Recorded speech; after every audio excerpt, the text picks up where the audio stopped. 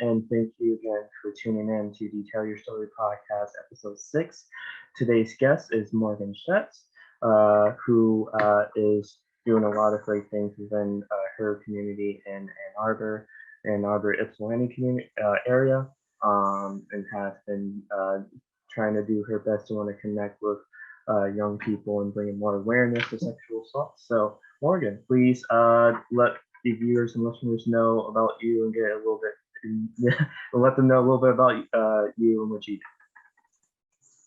All right, so I am an artist in the community, and I've lived between just Washtenaw County for over 21 years, so kind of grew up here.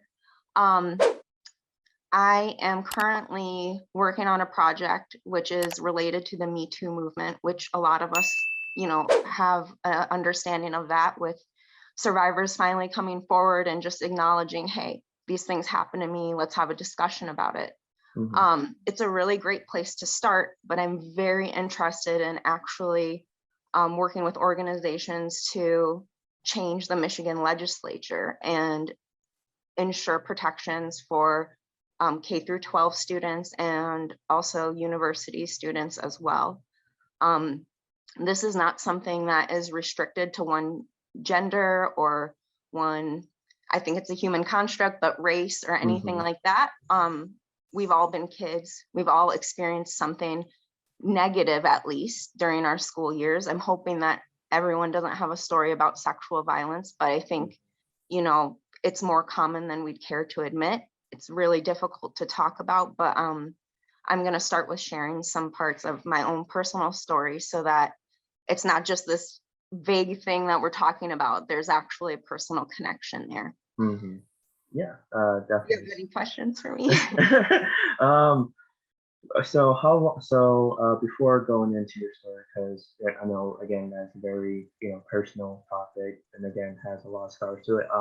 Just how long have you been an artist for, and what your journey was like? You initially starting your journey as an artist, transitioning now to wanting to bring more awareness to the issue of sexual assault and the Me Too movement. So I started off on the medical track and also with nursing, and then I pursued social work. So a lot of my art actually incorporates social justice. I like biology, things like that. I've dabbled with just being a working artist for about 8 or 9 years, but I realized I needed to return to school to do grant writing because I'd like to really fund the arts, especially in communities that really need it and actually produce art. A lot of amazing artists, whether it's musical performance arts or whether it's theater, or just, drawing and painting, all of that good stuff. So that kind of gives you a little bit of a background basically on where I'm coming from. Yeah. Awesome. So share a little bit of your story. And again, it's at your own level of comfortability too. So I won't push, but I want people to understand your story and hear it. To also like you said, build more of like a personal connection to it. But also again, lets you be able to tell your story and just me sort of like being the vehicle for like questions and stuff, and not taking over like what you can bring value to others listening or viewing this podcast. All right, well, let me see here. So essentially during COVID, everyone had a little bit more downtime, and it happened to be the reunion of my graduating class from Huron High School. We didn't meet in person or anything like that, but a few of us reached out to each other and we started reminiscing, and it kind of triggered some of us, and we realized, hey, wait a minute, some of these things that happened to us were not appropriate and span back from elementary school, 4th grade for me, to middle school to high school. So essentially, I have spent the past year and a half kind of going through exactly what the laws are in terms of Title IX, mandated reporting, and the Sex Offender Registry. there's a lot of changes that are being made that we really need to keep a close eye on. I am all for criminal justice reform. I want to make that very, very clear. For a lot of different crimes or things that people have been falsely accused of, stuff like that. There's a history with it, especially for people of color, people who look like us. So that's just a reality. With that being said, sexual violence is a really big issue that affects all of us. And I'm just going to go through some of the ways it personally affected me. So the former prosecutor in Washtenaw County, his name was Brian Mackey. And there was a case for the 4th grade teacher at Mitchell Elementary School. He essentially would like touch us on and have us sit on his lap.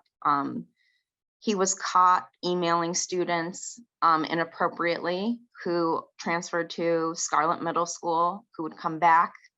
He was in charge of like the school store, so he had a lot of leverage. You know, little kids, they'll do anything for like candy or like cheap plastic things. So he had a lot of, I guess, power. Unfortunately, this is one of the ways that I kind of realized there's some gaps in the system. He was allowed to keep his teaching certificate despite facing those criminal charges and being let go from the school. So it's kind of setting us up for failure, not really protecting kids, especially if someone can just go, let's say, to a different district and be rehired because their file doesn't reflect their actions. But I'm going to tie it to a little bit later on in my school career.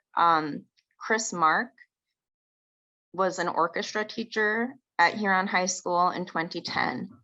He was my teacher. I had him as an instructor. So he actually groomed one of his 15-year-old students, ended up marrying her, was able to keep his teaching certificate, and went on to teach it in Detroit public schools. This is something that I'm seeing resurface as a pattern with multiple people. They are let go from Ann Arbor, the best schools, and they're going to communities where we have a lot of at-risk youth who are susceptible to being abused. And I think Ann Arbor Public Schools isn't doing its due diligence with reporting these types of things. So whether 2004, it's like the early 2000, I can't remember exactly, but early 2000s for me for 4th grade, mid 2000s, and then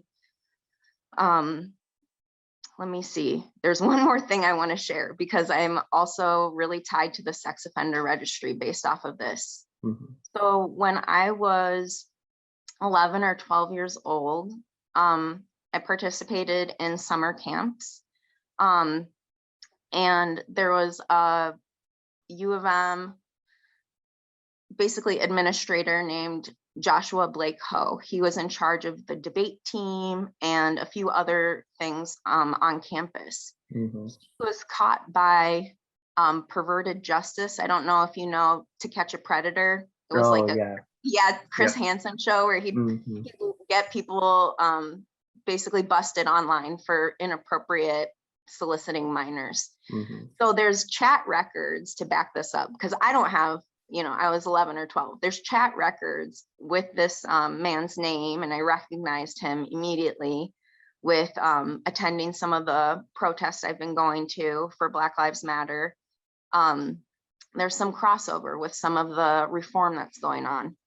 And he is a policy analyst now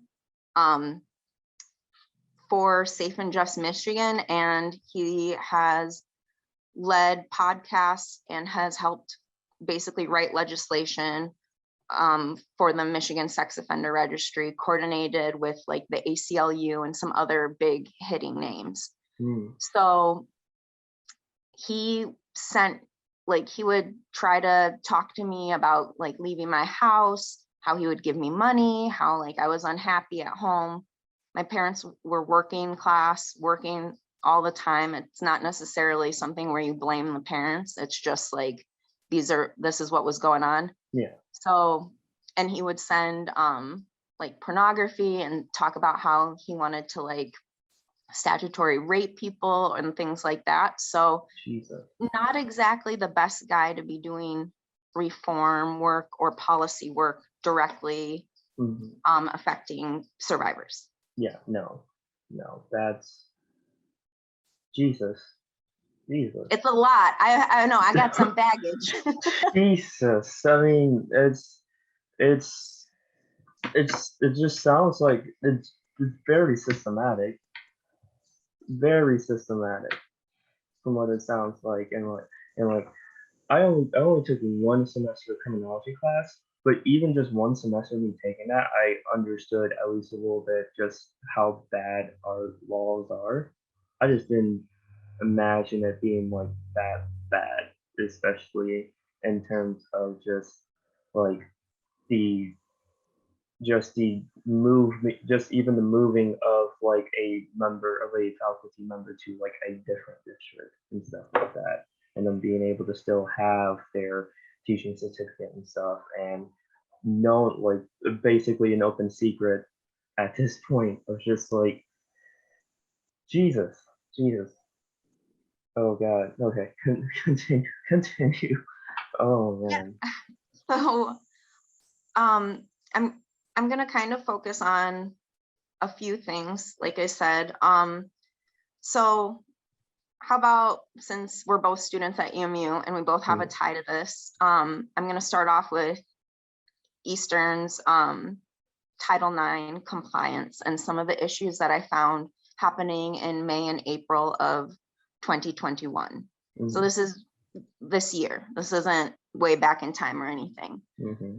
So there were some reports, and there were serial rapes happening with Delta Tau Delta and Alpha Sigma Pi. I'm not going to well, you know what, I am going to directly say their names because these are public files. So I want you to know that these frats had areas referred to as the dog pound, where they would take women or young girls. And one of the people who was involved with these crimes, his name is Thomas Hernandez, was accused of barking and growling and howling while he was sexually abusing someone. Another person who was involved, and this is something that I really want to focus on, is a Washtenaw County deputy named DeAngelo McWilliams. He was 24 at the time of the crime. So their ages matter. I think I didn't mention Thomas was 22. And then Dustin Michael Durbin, who was 24 at the time of the crime, essentially was retaliatory and told people who were coming forward to report, hey, I got a buddy who's with Washtenaw County Sheriff, like, don't come forward. Like, I know police, things like that. So that's kind of where this all begins. And then in terms of people coming forward, first they go to the Title IX office. So at the time in 2018, Melody Werner was in charge of basically reporting. She told the girls not to report it. Basically, Greek life will back up. You know, it's like fraternities, everyone kind of backs each other up, things like that. So she discouraged them from making a formal police report, which is really important when it comes to the nature of sex crimes. There's a timeline on these things. It was essentially a horrible response from someone who I assumed identifies as a woman to other women. And the chief executive director of public safety, Robert Hayes, I don't know if I'm saying his name right, his nephew told him about the frat's reputation with this. So he did have some knowledge of it. These frats aren't exactly on campus. So with Title IX and the changes that Betsy DeVos made, the university isn't necessarily held accountable because it didn't occur on campus. So there's a lot of different things for ways to kind of wiggle around. And I think we have to remember that they're doing their jobs. Like, these administrators are doing what they've been taught to do. So in terms of it being a cover up, which is what I've labeled it as, basically EMU public safety has its own closed policing system and reporting system. Every township has basically different police, I don't know, I want to call them a brigade, but it's not the right term. And they don't necessarily share information with each other without having coordination. So the fact that the Washtenaw County Sheriff's Office and EMU Public Safety kind of worked together almost in some ways to avoid this looking bad is something of concern. Specifically because the sheriff, Jerry Clayton, serves on nonprofit boards like Safe House, which is supposed to be a place for survivors. So we can't have someone in the community not holding their staff accountable for these things, and then representing and supporting survivors. It's kind of like there's a disconnect there, you know? Yeah, definitely. And I mean, yeah, go ahead. No, yeah, and you know, again, accountability is also like something that we throw around a lot, and it's one of those things where people know, but people really don't, especially when it comes to, like, you know, big, you know, things such as, like, you know, being on the board of something, being a head of an organization or whatever. Especially because, like, accountability is a very complex thing, but it's also very simple too. It's just like, it's literally just a matter of, like, you know, holding yourself up to a higher standard and then showing to other people, like, oh, they can definitely hold themselves to a higher standard too. Why don't I follow his example or his or her example, you know? And, you know, sort of being able to sort of, like, you know, understand the responsibility that we have, you know, not only to ourselves but also to each other too. Because, you know, again, at the end of the day, like, you, as much as you can think about yourself, it's a lot more.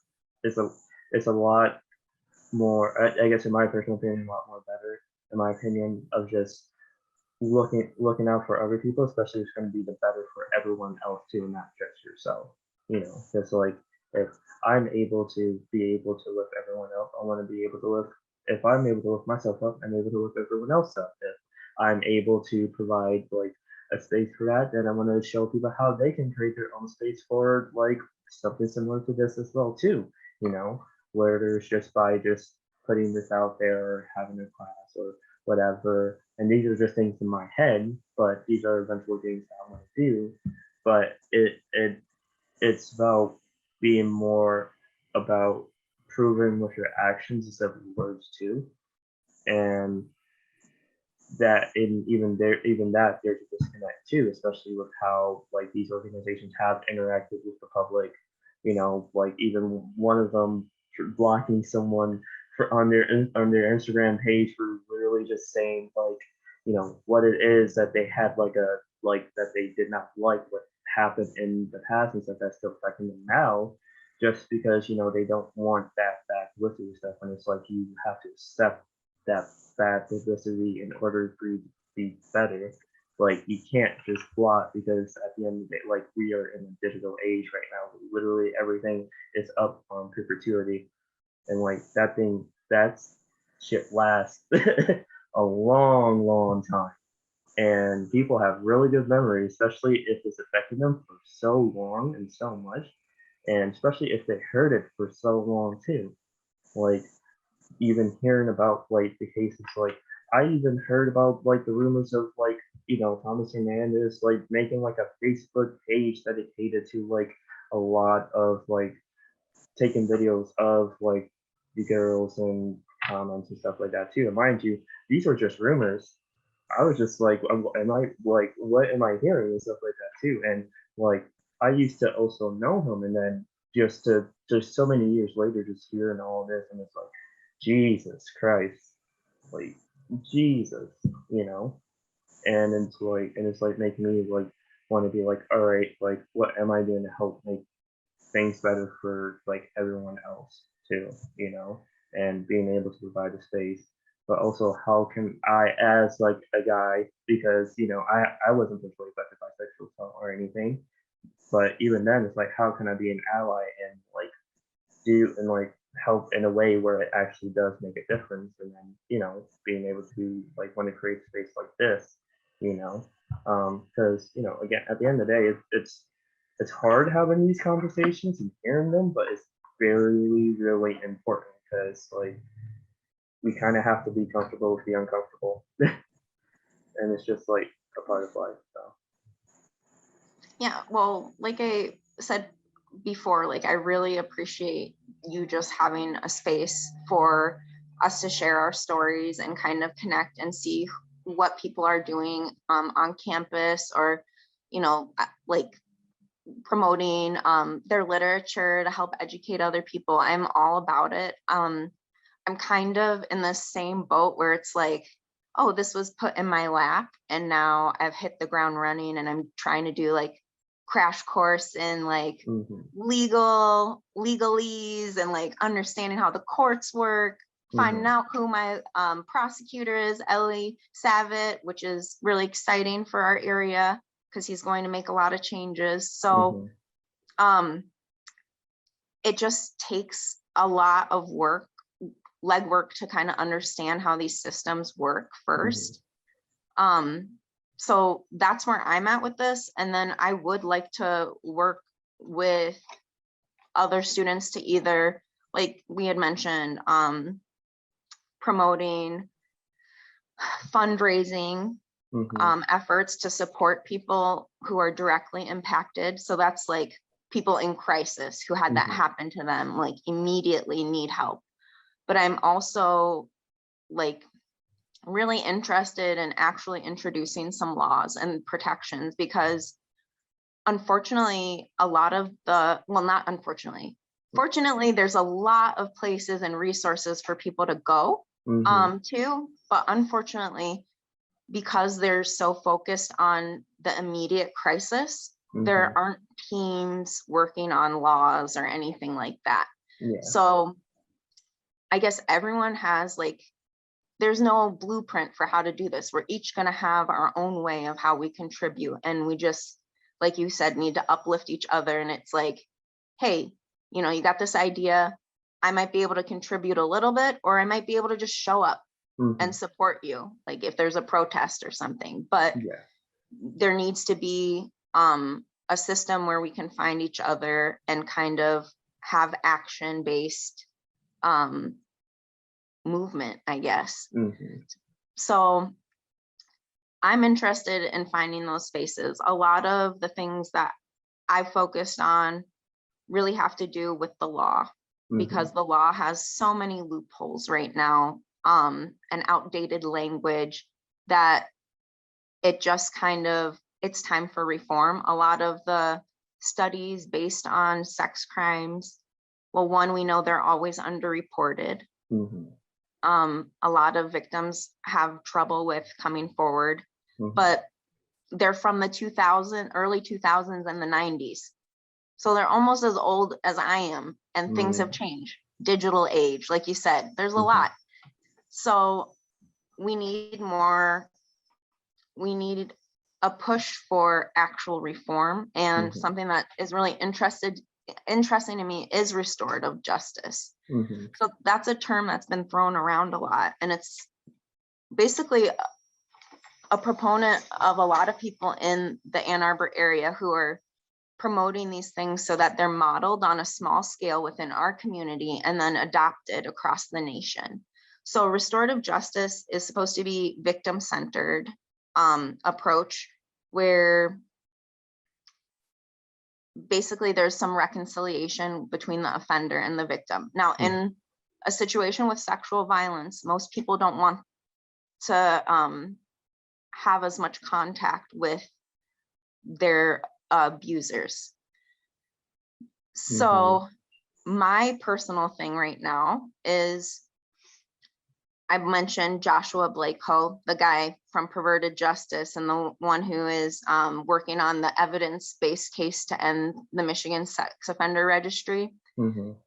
I would he's a proponent of restorative justice. I'd really enjoy, since I am a survivor of him, if we met at the Dispute Resolution Center and he kind of put his money where his mouth is. If this is something you believe in and it's something that you want to hold yourself accountable for, I would like to reconcile with you. And I'd like to model that. I think it's really unique and something different. But I've had a lot of time pass between what he did, and really in terms of my history, it's not the most prominent thing. It's more so prominent because of the larger scale impact he's having. He's in a place of more privilege now than he was at U of M. He leads a podcast. He's meeting with criminal reform justice people from across the nation. He met with Dr. Abdul Sayed, who ran for governor against Gretchen Whitmer. He also met with Ellie Savitt, who I mentioned. So it's not that this is just some random guy, like he's a policy analyst, he's doing all of these different things. So there are options for reconciliation. I'm kind of trying to make sure that these systems kind of work.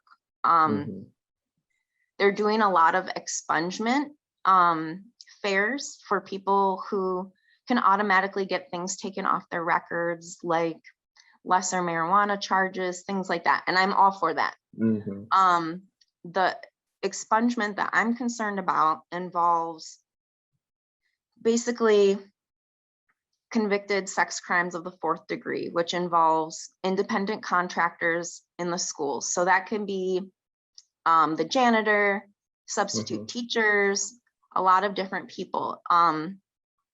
Essentially, there's no state law that requires a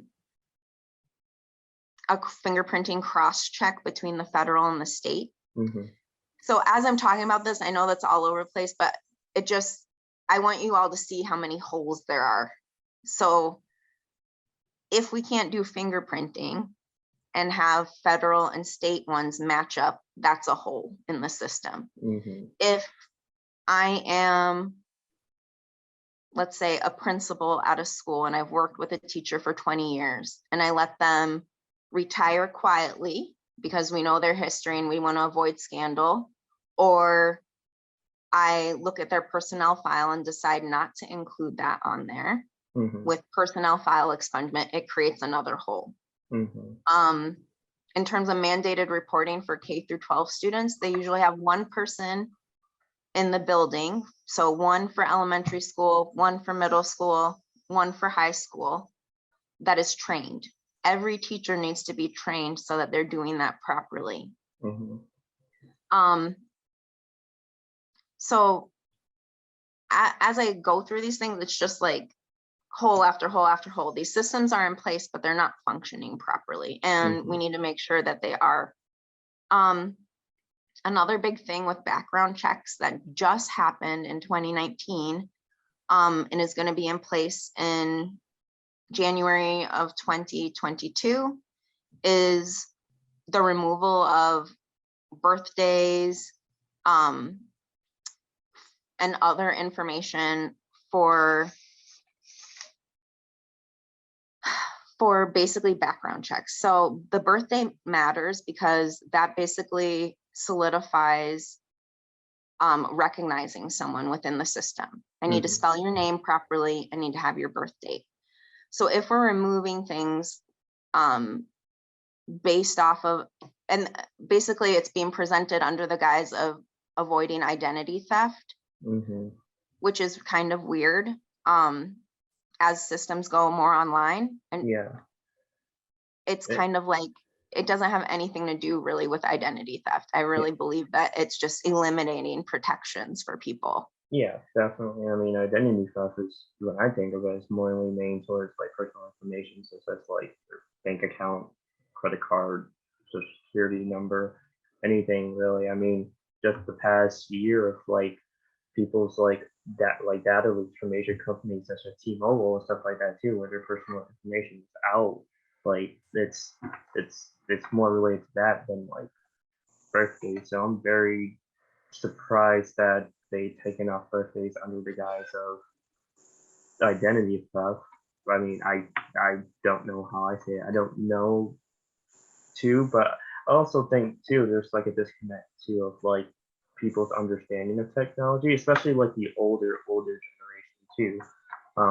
That I imagine like most of these laws and like most of the representatives that we have are people who are from like back in the day, like before like the internet really became a big, huge like thing, you know. Um, so that's just really surprising on just that front alone. Yeah, and in terms of what those records will show, if anything, like you have to have convictions. If it was a Mhm. plea or anything like that, it's not going to show. And a lot of just the nature of these crimes, because it's so much for, like, it's a lot of court costs. The victims are usually put on almost on trial, and it's like a criminal case for them. Mhm. And then also in terms of perpetrators, they want to maintain some privacy. So what actually ends up on those background checks and in the police report, like the charges can be different from, like the arrest charges can be different from what is on file based off of what the prosecutor's office or the courts give us. Mm. So it's another way of like internal systems kind of failing with communicating with each other.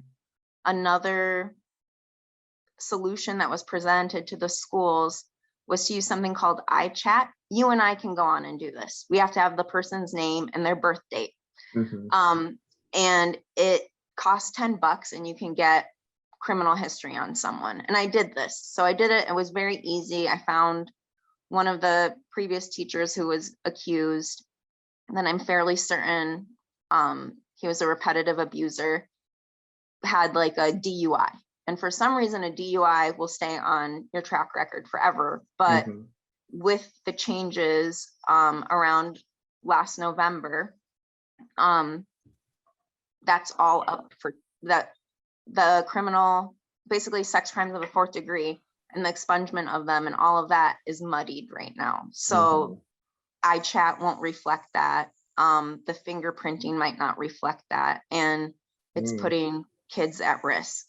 Yeah, it seems we're going 2 steps forward, but 10 steps back in a lot of ways, and like we tout that we're like the best country in the world when really we are like really behind in terms of like social like socially and especially within our own laws and stuff amongst our communities like behind by like a lot like even just like this is something that will like I off track but it will relate is like racism and slavery like we were so behind on that and like we like just like barred slavery not that long ago like almost like maybe 2 3 decades ago so like not that long and then also just like you know had the right to vote like back in the 60s then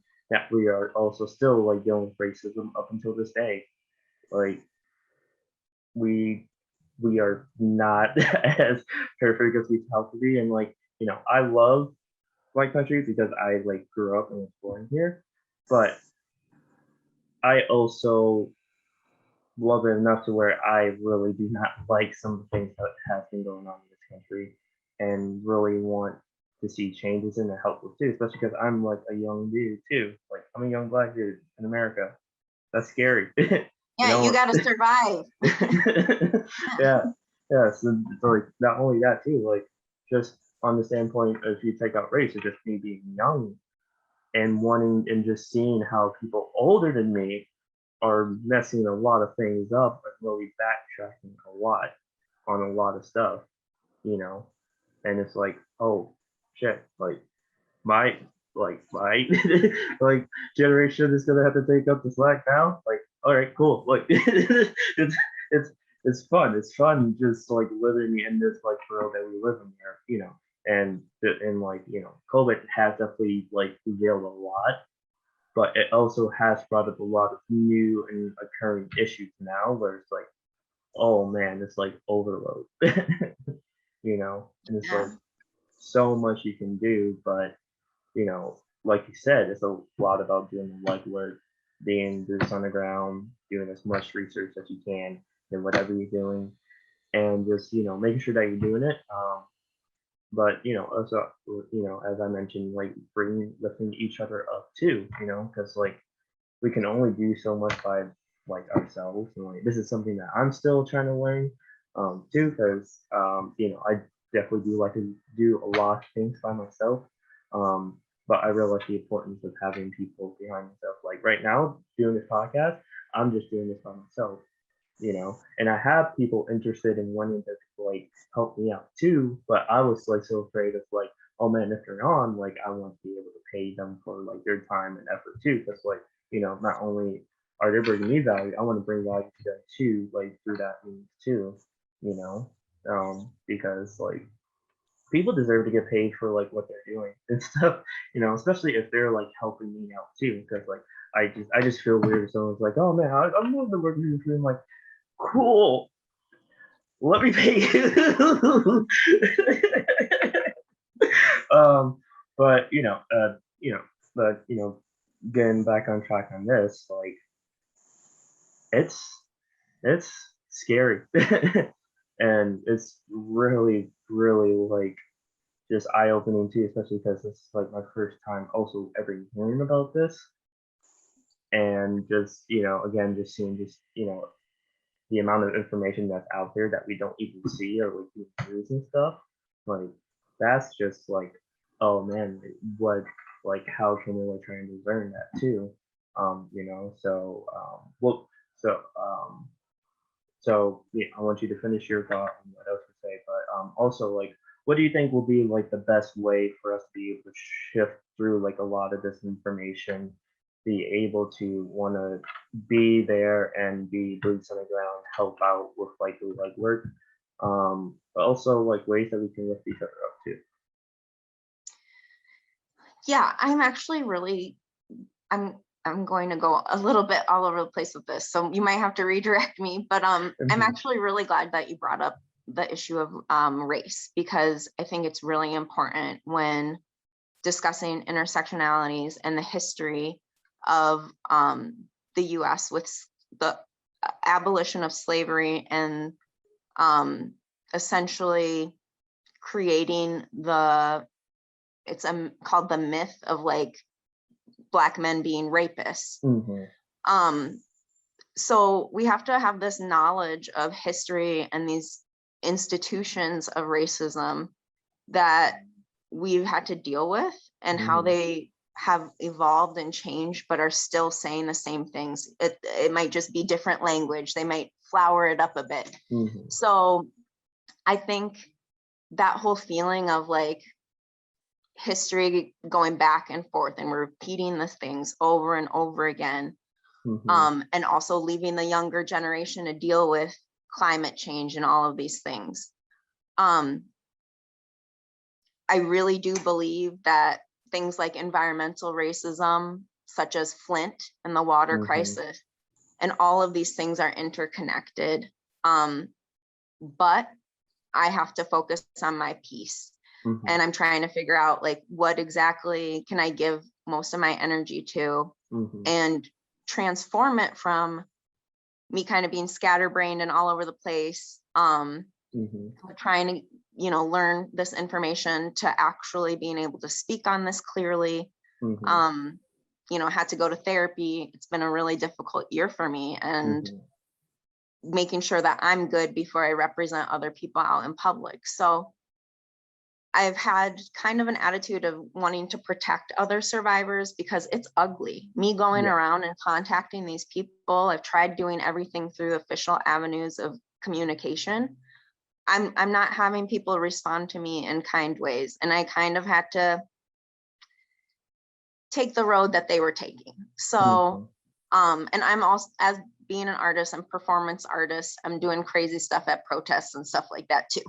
So, I think protests are really cathartic. I think they raise awareness, and it's a good way for us to find each other. But I think that there needs to be organized specific amounts of time with like-minded people who can really flush these things out. And everyone has something to contribute, even if you're someone who just wants to show up and do something for a day or whatever. Like, I would like to figure out roles that people could volunteer for. Like I mentioned, going across campus and connecting with other student groups is really important to me. There are two nonprofits that I'm really interested in working with. One of them is Survivors Speaks, which is run by Trisha Duckworth, and they do amazing work in the community. And it's kind of interesting because she's providing a perspective through Black Lives Matter. She's heavily involved in the church. So that brings a different perspective than the other person that I'm trying to work with, which is Amanda Thomas Show. And she works with Survivors Strong. That's the nonprofit that she's created. I don't like to purely identify her based on this, but she's one of the survivors of Larry Nassar. So it kind of is an interesting position because a lot of times within the sexual violence movement, just matter of fact is Caucasian white women get more attention. So I've kind of, like I said, with being mixed, want to go in between these communities and foster different conversations. I'm a more comfortable face depending on who I'm talking to, and that's just the reality of it. So I don't want, like, there's this disjointed with, hey, we don't have representation, you don't listen to us when we come in your spaces. We need more support. We don't have access to as many resources. So I'm interested in facilitating some of that. In terms of drafting legislation, I need help from people who are lawyers or going paralegal, like students, things like that. I'm looking for students. I'm not looking for people who are set in their ways, who have been doing their jobs that they've been trained to do. We need people who think differently.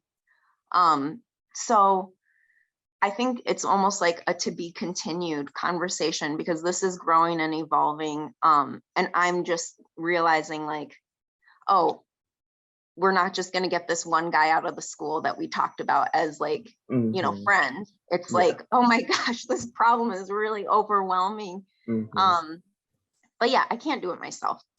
Yeah, definitely. And, you know, I relate to also having to weave in and out, like, between white girls and stuff too, because, you know, as I like mentioned briefly before starting like this podcast episode, I'm a part of the Greek life community, you know, so like so it was very interesting for me being able to sort of be like, all right, cool, I'm coming in, and then being able to like look at both worlds too, of like being a part of Greek life and like being involved outside of it too, and seeing just like the different levels of that. I mean, like even then, it's like it's still like a little bit frustrating too, because you like, you know, see all like the frustrations with like just the politics and stuff like that too, and people really being like, oh yeah, we're totally gonna do this thing, and really just sort of not really about it too. I mean, you know, me even like taking a year off because I plan to come back in winter semester because, you know, I want to try and get my financial situation better, my stuff too, come back with like, you know, me even just wanting to like post like one article, like there were complaints about like me because like, you know, I was initially part of this thing on Facebook, which is like this Facebook group, and then, you know, and it wasn't understandably so because it was like, hey, we've heard complaints about some of your videos and articles, you know, hey, like I completely understand, but this is like a group for active, like the active members in the community and stuff, and like your fraternity is off campus and stuff. It is not part of like the community anymore, so you know we're gonna have to like kick you out and stuff. And it's like very frustrating for me, and I was like really mad, and then I was like, okay, I understand, you know, but it was still like one of those things where it's like, man, like I thought, you know, I was trying to give value to like the Greek community with like what I'm writing about and like videos and stuff, and be like, hey, like this is something like that we can't really ignore. Like at the end of the day, too, like as much as we try and do fun, cool PR campaigns, like, oh my gosh, look at, you know, our sisters and brothers like doing these amazing things in the community, stuff like that, which is great. Like, and I'm not like downplaying that at all, but like you can't be tone deaf to like a lot of like the issues that have been going on, especially if you still have people even putting up like a graffiti on like the wall on campus talking about your fraternity as protecting rapists and stuff like that too. And like it's very hard, like and very interesting for me too, because I also know some of these people that are actually good individuals too within these organizations, but feel trapped because you know again this is their organization that they forge a relationship with and stuff like that too. So it's like, all right, I understand, but you know, there's still like that individuality aspect where it's like, yeah, you can love your organization, but if you love it enough, then you'll love it enough to be able to be like, hey, this is not right. This is not like really falling up to like what I personally believe in. And like we really need to put like changes in where like we're not reactive, but we're proactive, you know? And like, you know, with like, you know, the discussion of like me like posting and stuff being amplified. They even mentioned like, oh Mhm. yeah, like ISC, CPC, like Karen and all of them and like the Title IX office stuff are like actively working. It's like, all right, cool. But you know, it's again still one of those things where it's like, you know, you you can't start you can't I understand putting the work in, especially after everything's going on, but it's sort of like one of those things where like the damage is kind of done, you know? And it's just kind of like, all right, I know you guys are really trying to work things for everyone, but you know, how are you really going about how are you yourself you set yourselves really going about it in a way where like, you know, it really is good for everyone, whether it's like reaching out to an organization and doing programming or even just doing an event to help create more awareness to it or stuff like that too. Or even just supporting an individual who used to be a part of the community as an alumni now who's actually like promoting this stuff and trying to bring more awareness to this stuff too and creating the space, you know. Because, you know, again, it circles back to lifting each other up too. Like I'm for lifting each other up. Like I want not only Greek life, but people outside it. I want academic organizations. I want people in athletics. I want all different sorts of people to be able to come together, work together, be able to come on a space or help create something that's really, really beautiful and stuff like that too. And you know, be able to like put their step in and be like, all right, cool, we are doing this because we stand behind these values and stuff like that too, but it's also like, you know, you can't like hide behind the bullshit anymore. Like if you are like doing this, like be about what you say and make sure like this does not happen again. Because if it happens again, it's gonna be 10 times worse than it has been for the past 4 5 years. That has been even longer. And people are tired. Like people are actually tired. And it took a pandemic for everyone to be like, "Holy shit, I am really tired of this shit." Yeah, You know? It, yeah, yeah. definitely. I echo a lot of what you're saying, and I definitely think I've focused so much on contacting like the school board and all of these people who really, when it comes down to it, in practice should be aligned with what I'm trying to do. Mm-hmm. But what plays out is that I'm a nuisance. So Mm-hmm. I'm trying to link up with more like-minded people. And I actually think we need more social media accounts that maybe they're more anonymous, but that kind of like an underground newspaper. I Mhm. think we do need that, honestly. Um, it's kind of sad because sometimes it can be like TMZ, like gossipy or like whatever, like, Yeah. we found an alien on campus or something like that. Yeah, definitely. But I mean, at the same time, some of those rumors actually shed light on things that we really need to discuss or flush out and see, hey, is this just a rumor? And I don't think that responsibility should just fall on students. Like Mhm. that should be what the administration is being paid $100,000+ a year to do. Mhm. Not to do like diversity training, which is great, Mhm. but I'm like, okay, instead of just doing a whole bunch of PowerPoints and training or whatever, let's Mhm. actually see some implementation of scholarship money or something like Mhm. that to increase, um, student population, whatever. Mhm. So I think that it seems like people are moving in the right direction. It's Mhm. just a matter of, like I said, finding each other. I need to come out more is what I'm realizing. I have Mhm. honestly been very afraid to speak on these things because I'm attacking very big, like, people are like the man, the institution. I'm like, I Yeah. can name these people, and that's scary. Mhm. Yeah, definitely. And I mean, social media, I mean, internet in general, it's a great place for that. I mean, it's one of the reasons why I made this podcast too. Because it's like, all right, how can I get help, or how can I get like help in the way where it extends just beyond my own community? And it was like, oh, boom, internet. Then it was like, all right, how can then it's like, all right, how can I easily scale this to where like it becomes so big where no one can't really ignore it anymore, and really listen to it too. So but with that, it also is about being consistent too. Because a lot of the times with these social media giants and stuff like that too, it is a lot about the algorithms putting in the time and the work and stuff, being like very specific on like keywords and like hashtags and stuff like that too. And like it's a long process and a lot of work, and one that maybe a good bit of people will not like, but people such as yourself and like me, like will probably be like, okay, yeah, we can definitely like put in the work and stuff like that too, especially if this is something that people cares about, like what we stand for and stuff like that too, you know. Um, and just showing and just being able to sort of like light bearers of sorts, to be able to be like, all right, here's what we've been doing. This is how you can help.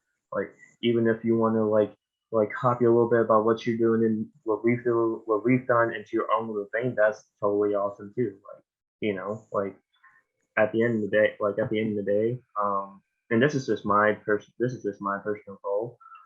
I want to be able to leave behind a legacy where I've made my community a lot better by the time that I leave. Yeah, me too. I'm like, I just want to protect the kids. So I Hmm. don't think, like, I think that's a bipartisan issue. And I think that's something everyone can agree with. We were all kids once. So, I mean, it's kind of like common sense, but I've also heard Hmm. common sense ain't common. And I'm learning that a lot Hmm. with just like going into these spaces. And I think you mentioned this earlier where you're just like, huh? You think of it that way? Yeah, Okay.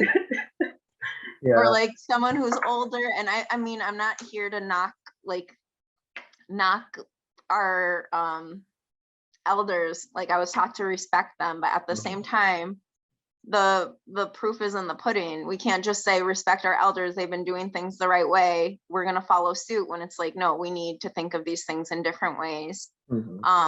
And I really do think it's like people are like, oh, like look outside the box, and I'm like, no, no, no, no, no, we need young people to go, why the hell is there a box in the first place, and Uh-huh. who put that box there? Yeah. I personally don't like being put in a box too, which is why like, you know, even me being like, oh yeah, I'm a young black dude, it's like, man, like it's really shouldn't even be about race too, because like what I'm doing is like what any other normal person can do. You know, it's just that I know like from the outside looking in, I'm a black dude just doing what I'm doing. You know, and it's inspiring, and it can be a good, example of representation, which like I absolutely get, but it's definitely one of those things where like I definitely want to shatter the status quo and stuff like that, and really be about like a lot of the things that I want to do. This is why, like, as I mentioned before, I used to be the president of my fraternity, and then it unfortunately closed during COVID and stuff. But I really wanted my fraternity to be of good, to really do like a lot of like fun and cool things with it too, and actually like be like, all right, cool, what can we do that's going to be different, new, and something that can really help push, elevate just not only the status of like my fraternity of the Sigma Phi, but also help people to be like, oh, okay, I see what they're doing. Let's do our own version of what they did, and like do it a little bit better and stuff like that too. And really have it be like community centered too, because like you know even just one organization do it, like we still need a lot of people, and like you can't be an organization or a business without people. Like people are the most important thing ever. They're like the most important currency ever that you can ever get to. Because like at the end of the day, like as much as I can do a lot of these things by myself, it's a lot more better, much more freeing of having a team of people behind your back, especially them being able to help you accomplish your goal, and then you being able to be like, all right, cool. As much as I would like to have you on, I also know too, like you are also your own person that want to do something more. So take what you've learned and do it 10 times better. Because at the end of the day, like I want other people to be a little bit better than me too. Because it's like I see a lot of potential in you. Do a whole lot more, and help make the world like a little bit Yeah, thanks for that. I mean, I think what you're saying with your role, obviously by leading this podcast and also, um, coming from within, being a part of your of Greek life and being the president of your chapter, it's like we need this to not only be coming from survivors. We need people within these organizations to say, hey, we want this to be different and it can function differently. And some of that involves things like consent-based education, better. facilitating a lot of those conversations, and like you said, like putting a positive spin on it. Because a lot of times with these weighty topics, it's just like it's Yeah. not something that's fun ever to talk about, but it's just a reality that it needs to be addressed. So Hmm. I'm hoping that we keep in touch and that Oh, definitely. yeah, let me know if anything's going on, and I'll definitely check out your podcast and everything because I learn a lot from that. But I mean, I'm very interested in finally getting outside of my comfort zone, um, realizing that what I have to say has value. Hmm. And I think that's something that a lot of survivors struggle with. It's like, no one's going to listen to me. They never did before. But I'm like, Hmm. I'm not a little kid anymore. Like, I'm a grown woman. So Hmm. you're going to listen, even if I have to yell it at you or do crazy stuff. Yeah, no, definitely. And again, I created this space exactly for that, to share your story without judgment too, but also be able to have a space for like actual people that've been through it too, because I know like with like Me Too movement and everything, there were a lot of people that have used it for bad, and that's the very unfortunate part, which like caused this entire rift of like believing who and believing what. But still, like again, like even me just still saying this, I'm just like I'm here to just help create a space for people to help build more awareness, you know, and then through that, hopefully change can happen, you know. But I know it'll take a lot of time, a lot of effort, and honestly, it'll take a lot of preparing with a lot of people, reconciliation, as you said too, and forgiveness, because like it's a lot of like scars that you really can't like leave from, which is understandable too. And I get why it's hard to even report it. Like, yeah, I'm like a while back, I was on like Rain's website, which is like, if you don't know what Rain is, for those listening and viewing this, is an anti-sexual violence organization that deals with the education and awareness of sexual assault, They help with programming with local organizations, and also have a help hotline for survivors working with the Department of Defense and stuff. So they're really cool and neat organization. We'll probably put a link somewhere down below if you're viewing this on YouTube. But yeah, no, the data ourselves, like, even though a majority of sexual assaults happen to young, like female young adults, well, 70% of like young male adults don't report the incident, which is shocking. I was very shocked by that because I thought it would be a lot lower. Yeah, I mean, that's another component to bring into with this discussion of sexual violence. Like, people who are trans, people who are who identify as men, specifically like Indigenous women, all of these people really are almost quiet or silenced in this discussion. And it's really important to say, hey, this is happening here as well. And another component of that is prison rape. Mhm, That's something people joke about for men when it's really something traumatic. mhm, And this is where it gets muddy. So we have young people who might be doing some of these offenses, and then we're going to send them into jail where they're with hardened criminals who are going to do things like rape them. Some people mhm, feel moral ways about that, but I'm just saying it creates these cycles of sexual violence, and we do need to have some form of reconciliation, and there's multiple victims on both sides, even if yeah, we don't truly help someone get those mental health services or hold them kind of accountable, like if they're a serial rapist, by having some form of tracking and mhm, just making sure that they're, like I said, they're on track. So there's a lot of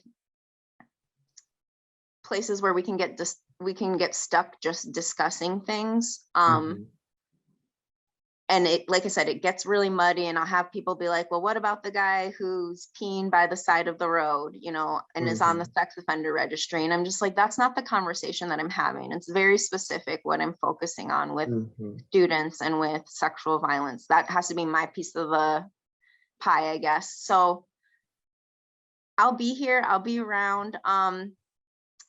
I have ways of contacting me anonymously if anyone would like to share. So you can create a Proton Mail account that doesn't require a recovery email or phone number associated with it. And I have an encrypted email, me to aaps@hushmail.com. That's kind of where I've been getting some of the things that I've taken as screenshots and posted. mhm, I have my Twitter and my Insta, which kind of I have taken a break from, but I need to pick up things. Like we were saying, a lot of times people only pay attention to sexual violence around April, or let's say during Welcome Week, when a mhm, lot of these things are susceptible to happen on campus. So I would like to be a part of discussing this, even with people who are in those positions to help us. mhm, I don't want to be totally anti-establishment, but just mhm, coming from where I'm come from, it's just there's a lot of distrust. mhm, And I think a lot of other people can reflect that right now. I don't, with COVID, I think a lot of, especially youth, realize like, no, you can't fool us anymore. So it's yeah, kind of just tapping into that energy and making sure that like we do things like keep in touch. mhm, So yeah. yeah. Oh yeah, definitely. And I would definitely put your link to your social medias down in the description of YouTube on this YouTube video, so that way people can keep in contact with you and stuff. And so with that, then before we sort of end, what is your like hopes and advice for people that want to be a part of like what you're doing, help out, or even just wanting to just be able to like come out, share their story, and even like help want to make changes within their own communities and organizations. Well, I think the first thing that I really started with all of this was just trying to collect stories and for survivors to find each other and kind of grieve and kind of support each other and realize that we have strength and that we're not alone. Same with your podcast. It's like refreshing, not refreshing, but a lot of times you feel really, really lonely. So it's nice to realize that there are others like me, even though it's really a terrible fact to kind of come to grips with. So I think that is a very important first step. And then posting, talking about it, really good second step. And now I'm in a place where I'm thinking about the third step of, okay, how do we have a student-led movement? We know with history, specifically with the civil rights movement,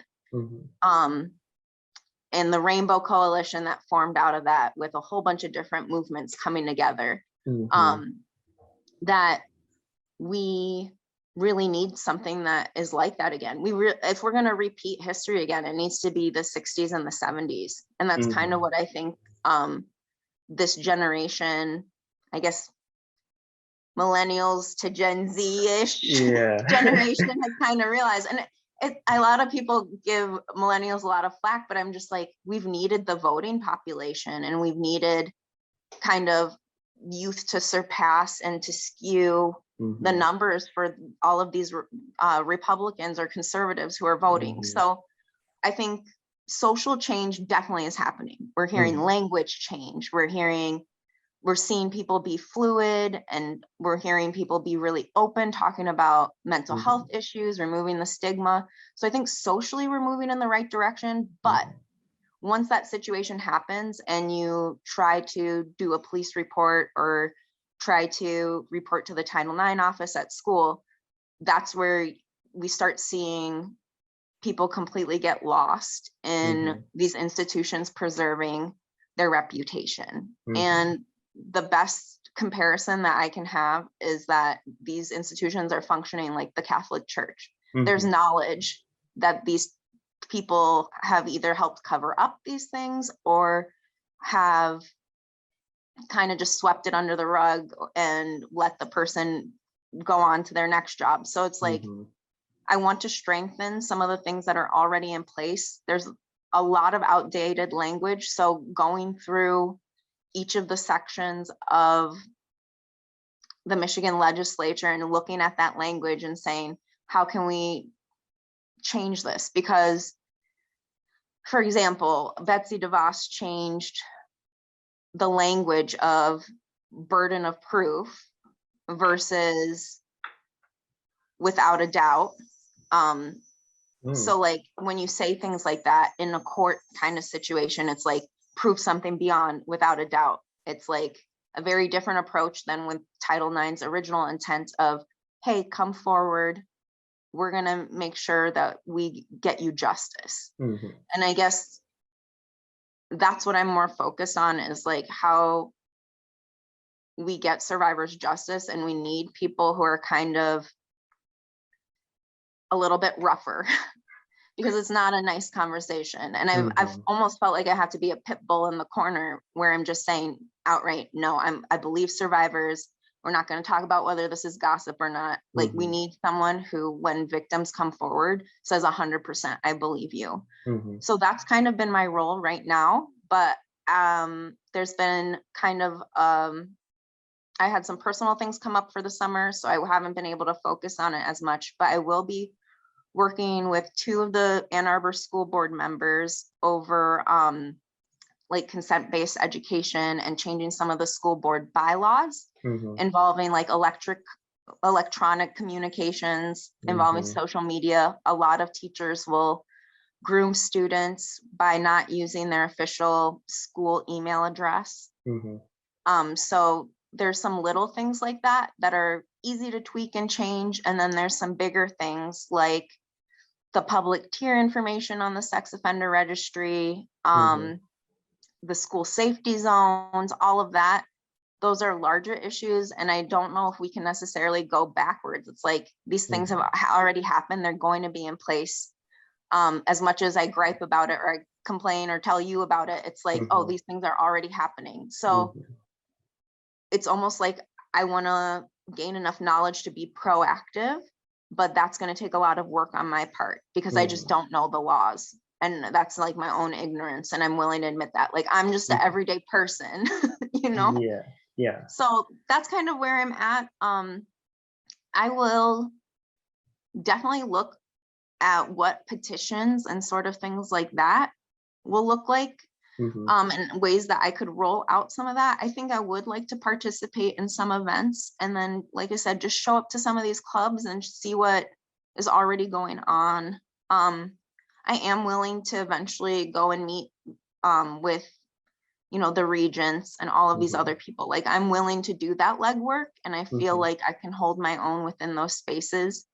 Um, so that's kind of where I'm at with it. I just want to help students. If they have ideas, like, let's say there's other people in my art community who want to take photographs of quotes that survivors are holding up, Mhm. that their abusers said to them. There was a project like this a few years ago I looked at.